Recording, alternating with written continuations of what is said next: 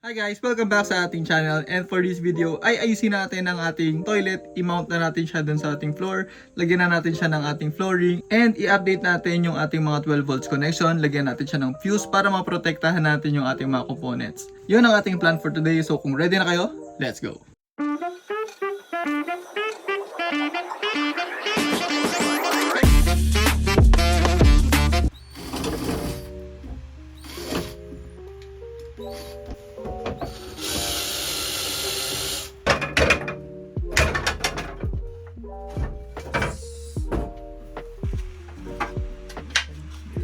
Ito yung ilalim nung toilet natin. Minimake sure lang natin na kaya natin siyang matanggal kagad. Kasi merong something dito, hindi ko pa alam kung ano. Pero at least dapat mamount naman natin na maayos yung toilet para hindi siya gagewang-gewang. Ito naman, dinidrill ko na naubos na yung charge ng drill ko. Kaya inantay lang natin mapuno. Ilalagay natin sa toilet.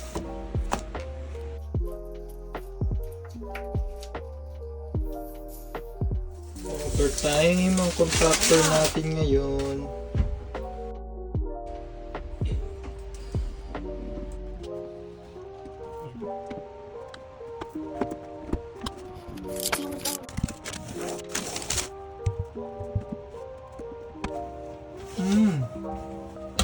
Suwa. Alam mo ba kung paano yan ilagay? Screw. Ako bukod na ako magaling. Sinasama niya yan? Ha? Bukod na ako magaling.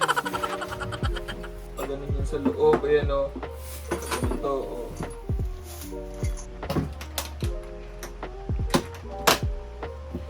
Hay!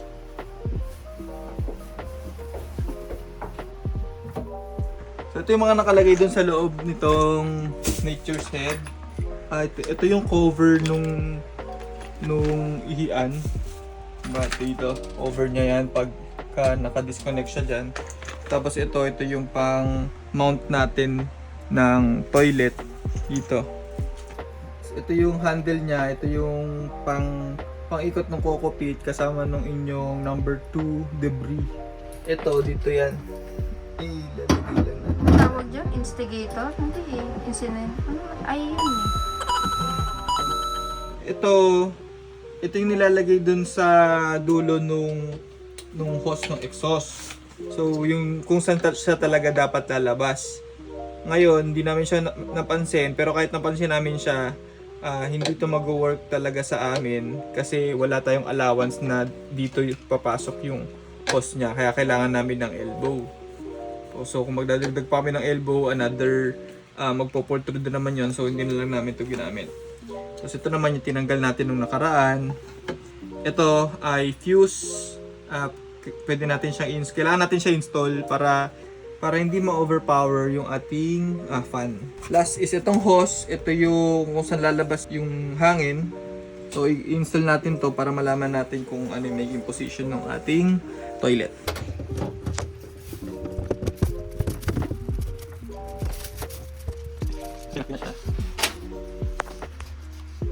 Position na natin, tingnan natin kung komportable tayo makakatay. Okay naman.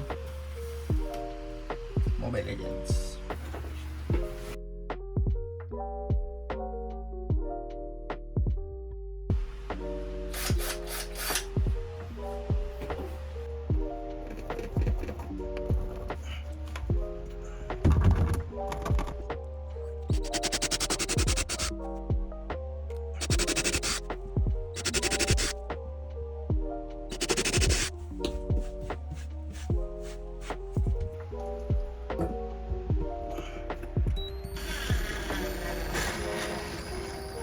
Baka siya.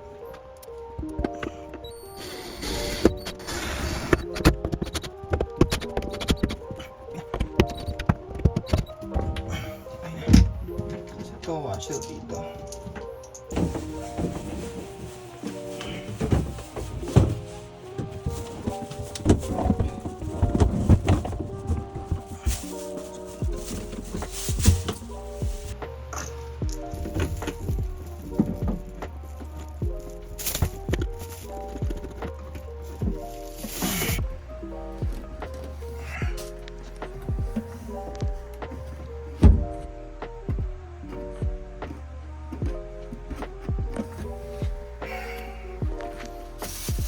Kain na.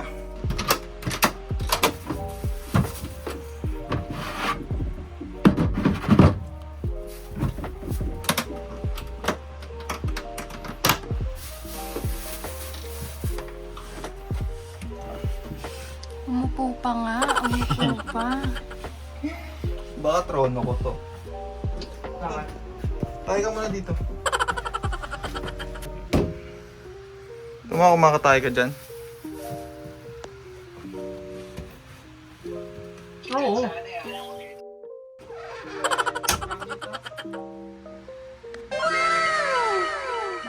So ito, yumuyug-yug to pagka binubuksan yan.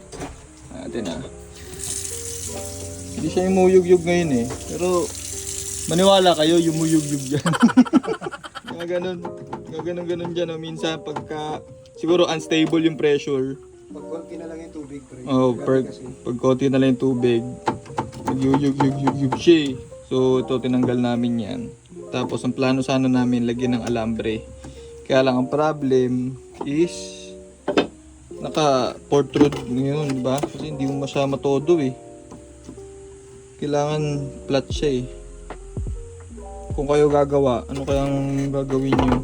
Di ba? Comment down below. Nanantay ang comment nyo guys.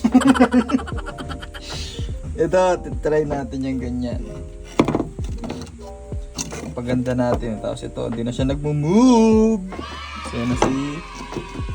Masaya na si Manang Regine. Yan, karoon si Wang. Parang si Wang, oh. Router mo. Pwede na kaya itong ganito kalaki? Dapat nga, mas maliit eh. Kasi, sige yan, pwede na yan. Oo.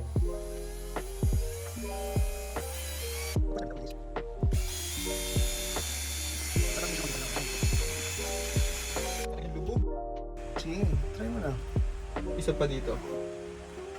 Try mo muna. Ano dyan, Manang Regine? Mag-imis dyan. Okay na? Okay na. G. Isa lang kasi yung drill, kaya papalit-palit, boy. Kaya nire-realize mo na yung benefits. Hindi, meron na nga ako. Gusto ko lang, favorite ko lang to. Yung sulit kasi yung... Move niya lang sa screw yan. Yung pakinggan niya si Jed.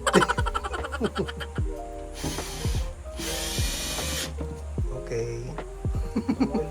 Kala mo na iwan siya. Naiwan yung hole. Ay, sorry, hindi.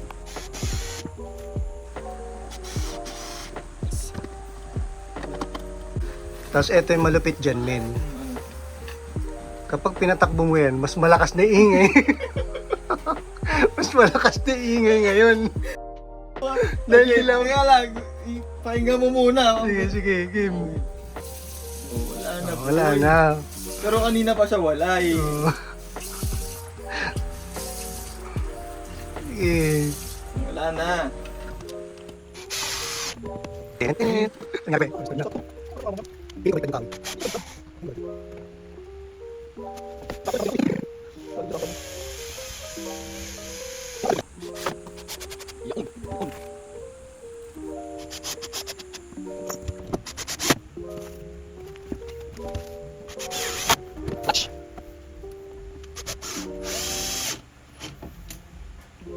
Yung dalawa nating component, yung ating water pump and yung composting toilet. Yung composting toilet merong motor, tapos yung water pump, motor siya. So, wala siyang fuse. Kaya ito meron provided yung ating composting toilet na fuse. Kailangan natin ito ilagay dun sa positive line. Yan, tapos ito din, bumili ako ng fuse. So ito, ididikit natin siya dito. Tanggalin natin to. Make sure muna natin na disconnected ang ating power. Yan, sure tayo ng power.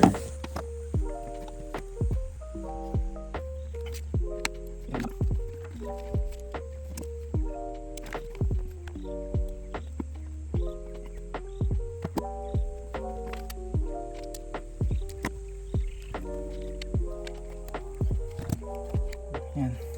Nakonect na natin siya. Ano lang natin. Lagyan lang natin ng USB dito para hindi malikot yung wire.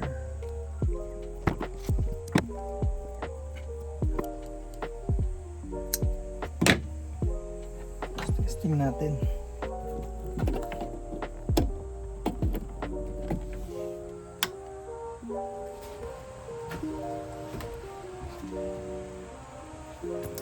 Oh no! What happened? Nagkaroon ng issue yung ating connection kaya chinecheck ko siya gamit yung ating multimeter.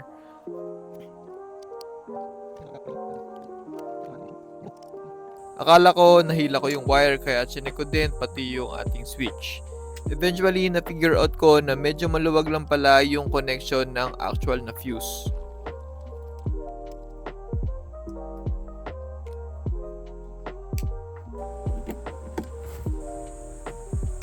Yun!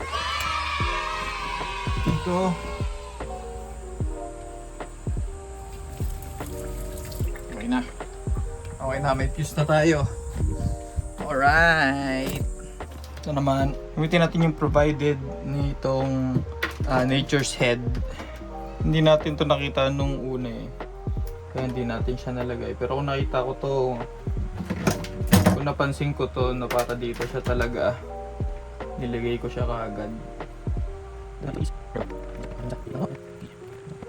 So ito, hindi naman niya kailangan ganyang kahaba. Yan eh. Buwasan na lang natin dito. Ano natin siya ng white. Oh, fudge! No! Oh no!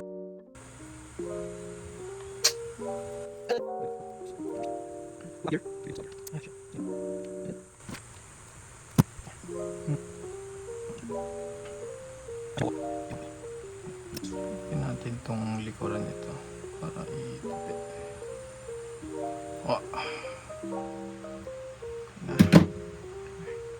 Tapos lagay nyo lang yung fuse. Push mo siya. Yan, may lock siya doon.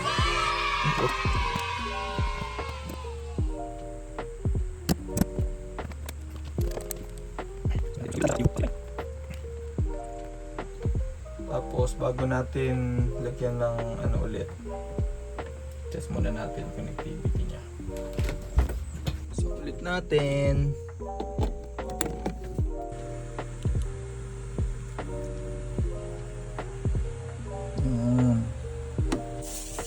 Natin kung maririnig mahina lang kasi yung fan nito eh, subtle lang siya kasi 24 hours tong magra-run, 24/7.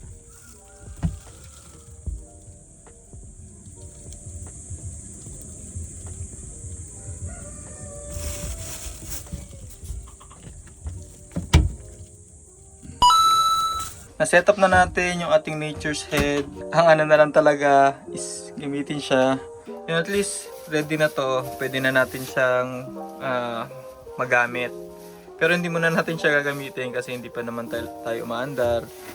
Para lang less maintenance. Kasi yung mga ganitong composting toilet, medyo high maintenance siya compared dun sa ating traditional toilets. Ito lang yung pinili namin kasi compared naman kung maglalagay kami ng totoong toilet dito sa bus, mas high maintenance naman yon relative dito. Ito naman, low maintenance naman siya compared doon kapag yun yung ginamit namin sa bus. Kasi ma-manage pa namin yung sewage namin, magkakaroon pa kami ng black water, gray water, di ba? At least, pag itong composting toilet na type, stand alone siya, hindi siya connected sa kahit na anong plumbing. Pero basically, ang mangyayari dyan, meron tayong dalawang mode, di ba? Ito yung pang change niya ng yan. Pag gusto nyong mag-poop, yan, open nyo dapat to. Kailangan aware tayo doon. Kasi yun yung magpapadali ng buhay natin sa mobile home living. Yan. Pagka naman mag-iihi lang, ganyan dapat. Kasi yung liquid, yung ihi nyo, dudula siya dito sa ano na to, sa container. Hindi ko alam kung gaano ka-frequent siya tinatanggal, once a week or every 3 days. Depende kung gaano siya kabilis mapuno. So pagka gusto niya siyang i-dispose, di ba? Angat niya lang yan. Tanggalin niyo. May provided siya na takip dito. Yan. Para pagka i-dispose nyo na siya somewhere, sa lupa or saan man, at least hindi siya tatapon-tapon. So, bubuhat nyo siya, di ba? Tapos, saka nyo siya i-dispose. Pag okay na, natapon nyo na, balik nyo lang. So, yun. Tapos, dito sa part na to, dyan sa loob, ayan, nakita nyo, parang meron siyang pang mekus-mekus. Kaya ba? Ayun. So, mix yan. Huwag nyo na imaginein kung paano i-mix. Kasi, ang halo niya, meron tayong tinatawag na ito.